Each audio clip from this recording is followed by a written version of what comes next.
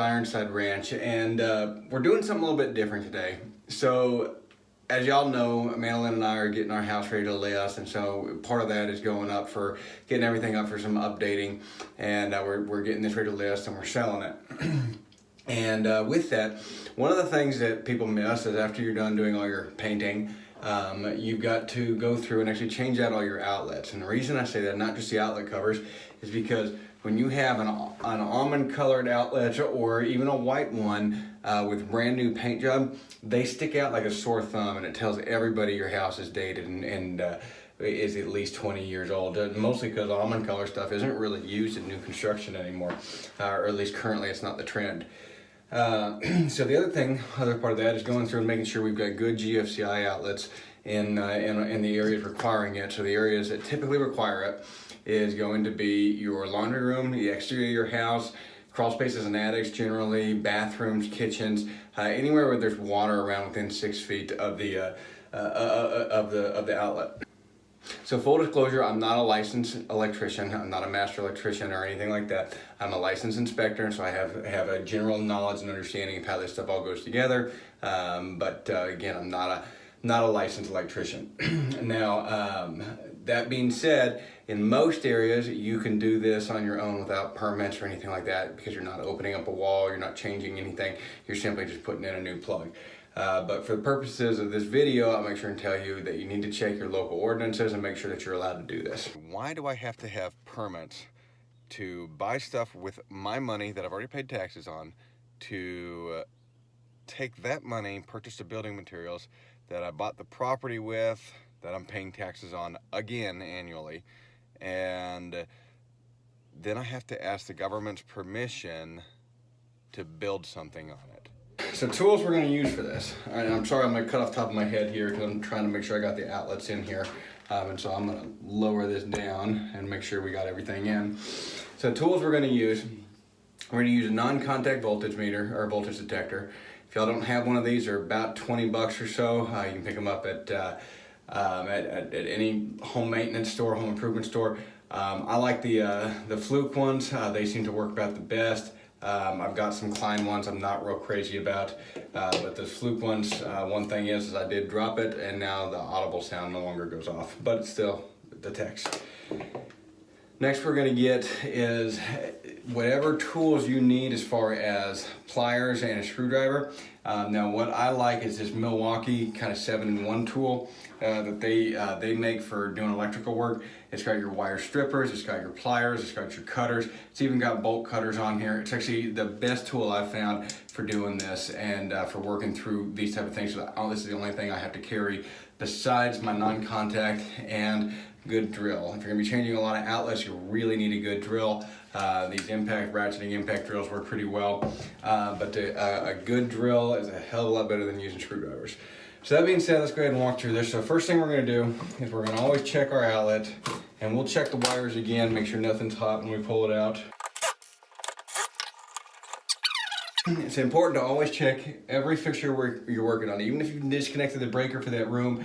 Every once in a while, for some reason, especially if a homeowner did some wiring, you'll find a breaker an outlet or a switch that is on a different circuit than what the rest of the room is on. Okay, there's screws on the side. This is obviously your neutral, the silver is your neutral, and the brass colored side is gonna be your hot. And then you got your ground wire, which is the green one at the bottom, okay? So we're gonna go ahead and back those screws out and disconnect all of those.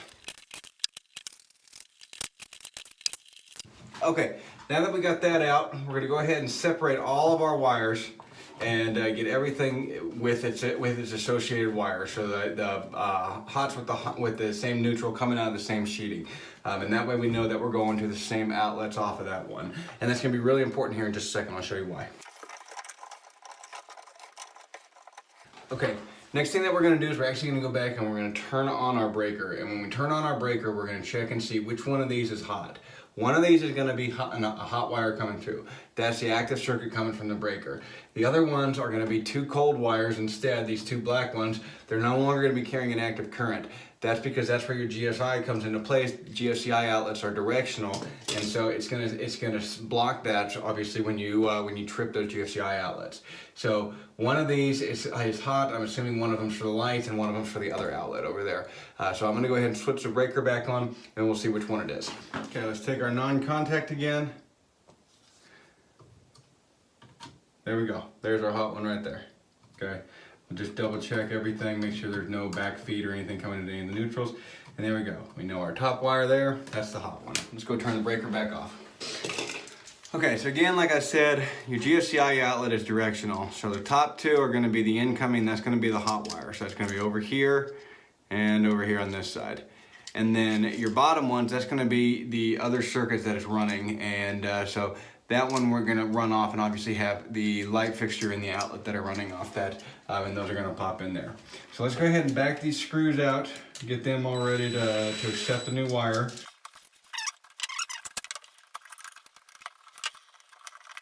Okay, and depending on what gauge your wire is, some of y'all, you may struggle a little bit more than others trying to get these in there. If you've got a thicker gauge wire, it's going to be a little bit harder. You know, obviously 12 is a little bit harder than 14 to work with, and so you're going to have a little bit more trouble, especially on these ones where you've got 3 wires coming into it, specifically when you've got one going to an outlet or to the next outlet in the series, and then one going to the light fixture. Okay, you can see right there where everything jabbed into the side. Now, like I said, you can twist them around that nut there, and that's just fine. It's just hard when you've got 3 wires coming in. And guys, the right tools really make this job a lot easier. If you don't get these electrical tools and you're just trying to do it just with a pair of needle nose pliers and a screwdriver, you're just creating a lot more work for yourself. I had to swap out drill bits. That one just was too fat. Did not want to grab on there. That was getting a little bit frustrating. So here we go. Let's get this one in there. Well, I went out there to get that. Went ahead and tested it, or went ahead and turned the power back on. And now we can see we got good power in here. And our GFCI works just fine. Okay, now I'll go ahead and mount our new cover plate on there. And we should be good to go.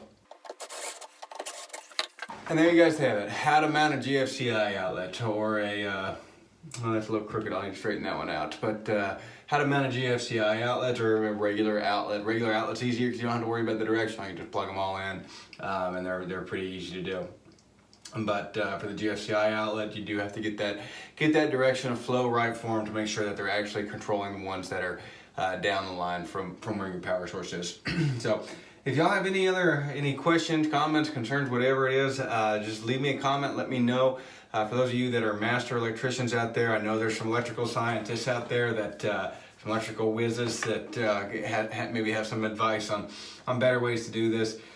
This is just the way that I've always done it, the way that I kind of picked up watching Dad do it and doing it at different construction sites, and so here we go. But anyways, guys, if you haven't already done so, please subscribe to the channel. Hit that bell at the top, because what's the point of subscribing if you don't get the alerts for the videos? And then like us on Facebook if you haven't done that either. We do get some good content out there as well. Thanks for watching.